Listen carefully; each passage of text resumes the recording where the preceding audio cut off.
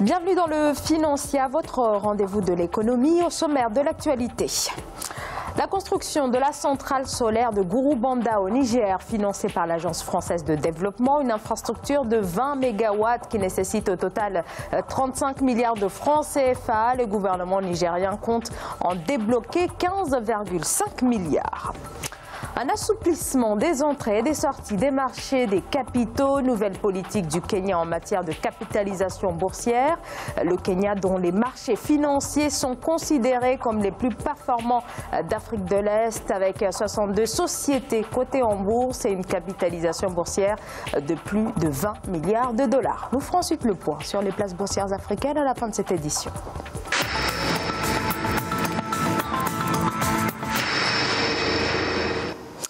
Quelques 600 millions de personnes vivent toujours sans électricité en Afrique subsaharienne. Environ 80% résident en zone rurale. Un déficit énergétique qui coûte au continent 2 à 4% de son PIB chaque année. C'est aussi vrai pour un pays comme le Niger qui, depuis quelques années, à travers le projet de la centrale de Gurubanda, envisage le recours aux énergies renouvelables comme une piste sérieuse pour réduire la précarité énergétique. Mathilda Diaby. Le Niger prévoit d'investir 15,5 milliards de francs CFA dans la construction d'une centrale solaire de 20 MW sur le plateau de Gurubanda à Niamey. Financée par l'Agence française de développement, la centrale devrait faciliter l'accès à l'énergie de la population de la ville et de ses environs. Si on est alimenté, approvisionné en matière d'électricité, d'énergie électrique par le Nigeria, à hauteur de plus de 80% par le Nigeria. Ce qu'on produit localement, toutes les installations locales, c'est des installations qui sont à la limite vétustes, qui ne peuvent pas permettre de produire suffisamment d'énergie pour faire face aux perturbations qui surviennent souvent du côté du Nigeria.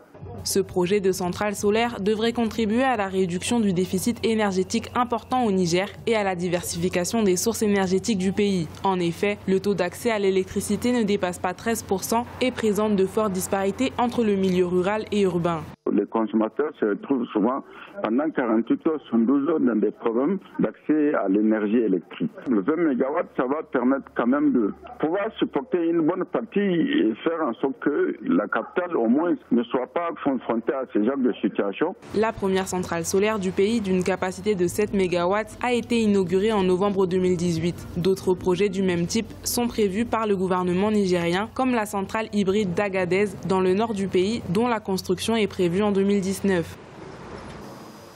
350 millions de dollars, c'est le montant du fonds annoncé par le gouvernement du Zimbabwe pour les travaux de la centrale de Rwanje au nord-ouest du pays.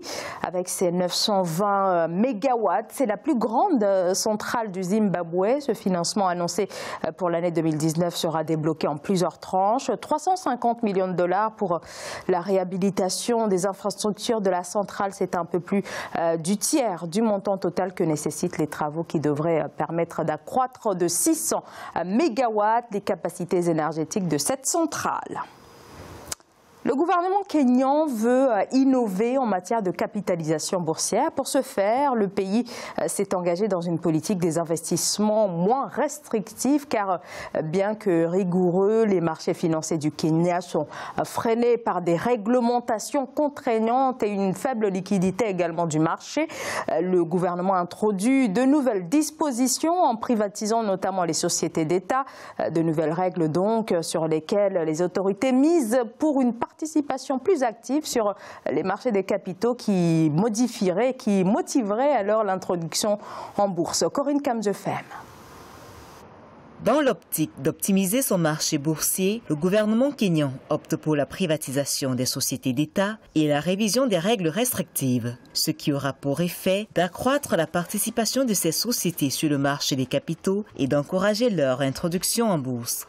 Malgré les marchés de capitaux sophistiqués du Kenya par rapport à ses pairs d'Afrique de l'Est, la facilité d'entrée et de sortie est entravée par des réglementations restrictives et une faible liquidité du marché, ce qui contribue à des coûts de transaction élevés.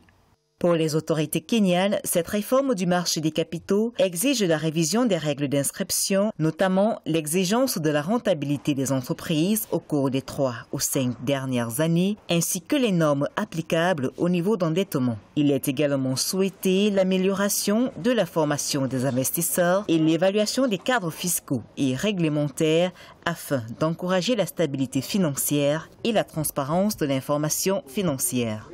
Pour arriver à obtenir des performances, le Kenya doit pouvoir élargir son marché et l'ouvrir aux pays voisins pour avoir une masse critique. La deuxième des choses, il faudrait que le Kenya se donne la possibilité d'utiliser les technologies de pointe. Nous avons la chance d'arriver à une période où ce n'est plus la bourse où des personnes étaient en train de travailler physiquement. Aujourd'hui, la bourse est dans les systèmes. Et je pense que le Kenya est un pays à grand appétit technologique et ils ne se priveront pas de ça. Les marchés financiers du Kenya sont considérés comme les plus sophistiqués de l'Afrique de l'Est, avec 62 sociétés cotées en bourse et une capitalisation boursière de 2,1 milliards de shillings. Au Rwanda, la Banque centrale relève le seuil de capital minimum obligatoire pour les institutions financières, pour les banques commerciales. Le seuil qui était jusqu'ici de 5 milliards de francs rwandais est désormais porté à 20 milliards. Les banques ont un délai de 5 ans pour se conformer à ces nouveaux seuils de capital minimum. Déclaration du gouverneur de la Banque centrale. Une hausse qui concerne aussi les banques de développement pour qui le seuil de capital va passer de 3 à 50 milliards de francs rwandais. La mesure est également étendue aux compagnies d'assurance et aux institutions de microfinance. Peut-être la fin du différend au Nigeria entre la Banque centrale et MTN. L'institution et l'opérateur sud-africain de téléphonie mobile se seraient entendus sur un règlement à l'amiable du contentieux de 8 milliards de dollars. La filiale nigériane de la multinationale qui aurait fourni de nouveaux documents démontrant son innocence était visée par une procédure de la CBN qui l'accusait d'avoir illégalement rapatrié plus de 8 milliards de dollars entre 2007 et 2015. Toutes les procédures judiciaires ouvertes dans le cadre de cette affaire devraient donc prochainement prendre fin. Sur cette résolution, je vous propose d'écouter les précisions de MTN Nigeria.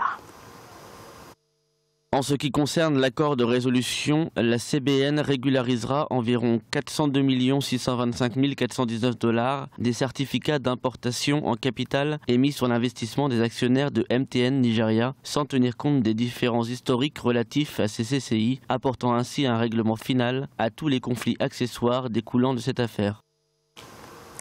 Il est à présent l'heure de faire le point sur la bourse à la mi-journée. On commence par l'Afrique australe et l'océan Indien avec les marchés boursiers de l'île Maurice qui étaient en hausse de 0,08%, l'indice sud-africain de 0,16% et la bourse de Nairobi enregistrait également une augmentation de 1,38%. L'indice Gaborone baissait par contre de 0,07%.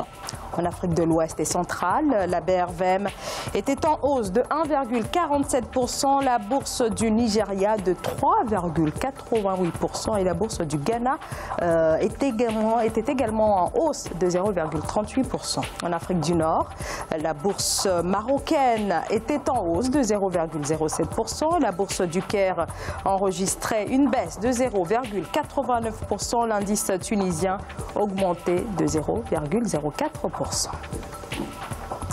C'est la fin de ce Financia. Merci de votre fidélité. On se retrouve très vite sur Africa 24 pour un nouveau rendez-vous de l'économie.